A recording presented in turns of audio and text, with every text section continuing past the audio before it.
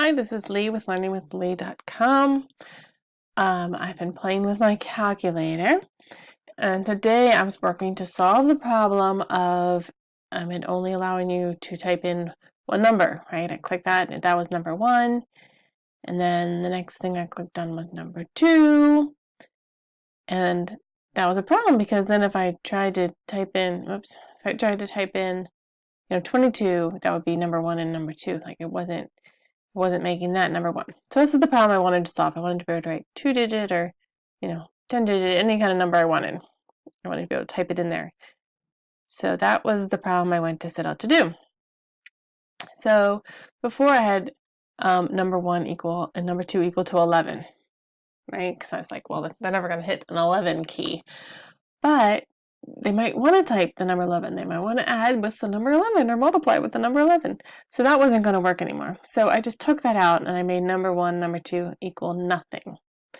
Okay, and that in computer terms is null. It's emptiness, it's void. Okay, it's 0. So I just leave it at that. Null is just empty, there's nothing there. And I created a variable called current number. So that's like right now we're working on number 1 and now we're working on number 2. So I created a variable to keep track of that. So it starts with number 1. So when we click on a number, it takes this HTML, whatever number is written in the HTML there on the calculator. We write that on the screen. Okay, append already does the job of just tacking it on instead of erasing what's there. So that was taken care of. So if current number is 1, if we're working on building number 1 right now, then this is what we want to do. We want to check and see if it's empty. Because if it's empty, we're just going to make it equal to the number pressed, right? The number pressed is this, whatever was in the HTML. So if you pressed a 2, then number pressed is 2, and then all of a sudden number 1 becomes 2. So if number 1 wasn't empty, if there was already something there, then number 1 is going to equal number 1 plus number pressed. Now this is called concating. Concat. Those numbers are concated together. That's why we had to do this parse int thing down here. Because it was just, when you added them together, it was just saying like 2 plus 3 would be 23. It would just tack them on to each other. But that is what we want to do here. We do want to just push them together into one thing. So number 1 becomes, so this is like, say 2, and this is 3. So 2 equals 2 plus 3. So this number 1 is now 23, or 23. Okay? So lots of if statements here again. So if it's the current number is 1, it's going to check that, right? It's going to ignore number 2. If current number is 2, then it checks to see if it's empty. Same exact thing. If number 2 is empty, then it's just going to equal the number pressed. Else, which means what? If it wasn't empty, then number 2 is going to equal number 2 plus tag on whatever number was pressed. So you can do as many numbers as you want there. You could, be a 10-digit number. Now one thing we can do, I went ahead and did it down here. We can get rid of these, now that we have the jQuery, we can get rid of all this extra long stuff and just go like that. And then this changes to on click. Right, that coloring shows you what's going on. Right, on click function. You don't have to name it. All right, and then this is going to be followed by a parentheses. Let me show you what happens if it's not followed by parentheses. Let's just look at this. Oh, look, it's yelling at us. It says a missing parentheses, and it tells us where. 38. So we go here, line 38. It's missing a parentheses. And then it'll be happy now. Yay! So now we can write 1, 2, 3, plus 4, 5, 6, equals 579. Now I have in my code a console log, so I can see what number 1 is being called and number 2 and what sign. Just to check on it, right? If it's not working, put in console log. Put it in everywhere. Like on these if statements, if you're not sure if it's going to the right place, put a console log in each place, like this, the console, right to the console, that, and just say what it is, that current number equals 1. Right? That's just a string in there, right? It's not doing anything, it's just writing it. And then you would put here like num1 equals null. And then that way you can check to make sure the right statement is getting executed, right? It's thinking the way you're thinking about where it should go.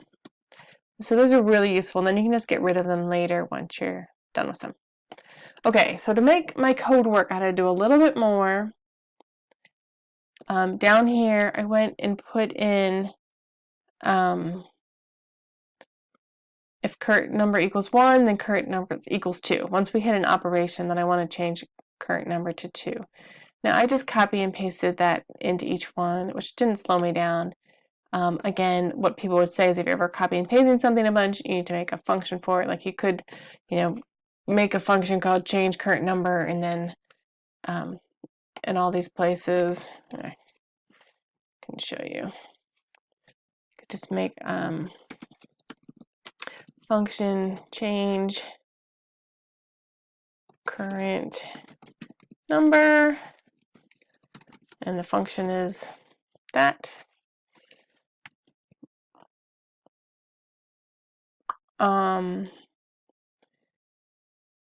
And then just call that over and over again here. Change current number. We could also just say current number equals 2. The way the program is at the moment, you know what? I'm going to change this altogether now. Anyway, you could do it like that and just call the function here, here, and just call it over and over again in each one.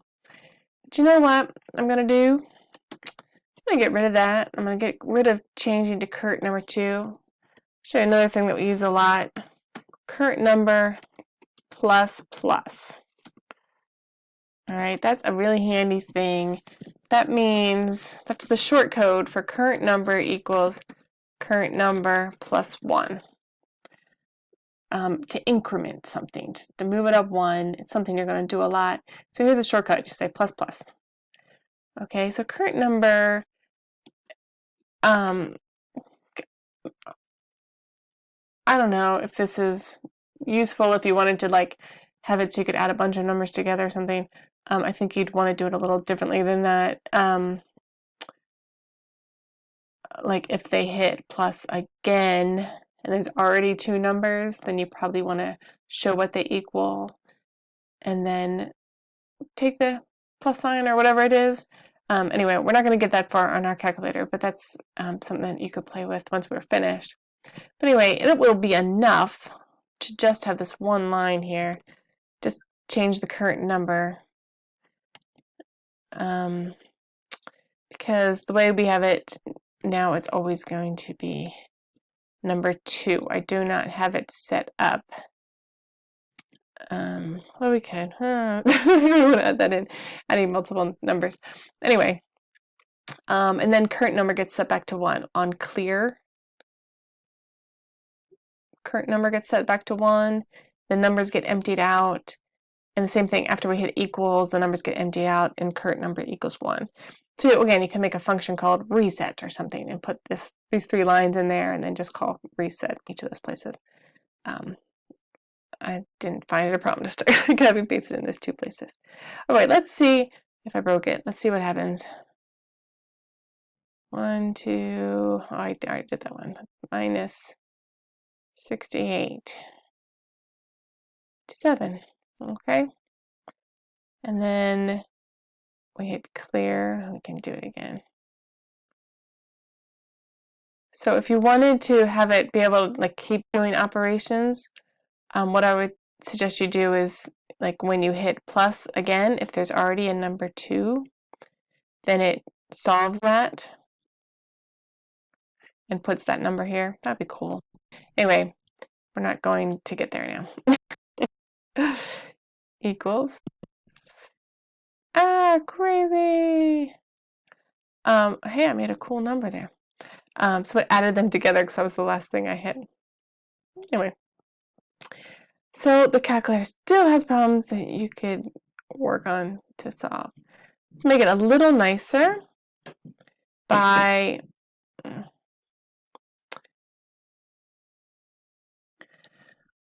all right, the recording's long, so I think we will stop there. Next time, I'll decide if we want to go ahead and let you add a whole bunch of numbers together, not just two. Maybe we'll do that. I want to do a little more with the CSS to make it look and act prettier. So we'll keep working on it a little more, at least one more on our calculator. All right. Keep playing with it. Remember to use write things to the console so you can see what's happening and use it anyway. If nothing's working, inspect element, right click, inspect, and open this up, and it'll give you those clues about if there's a problem. All right, see you next lesson.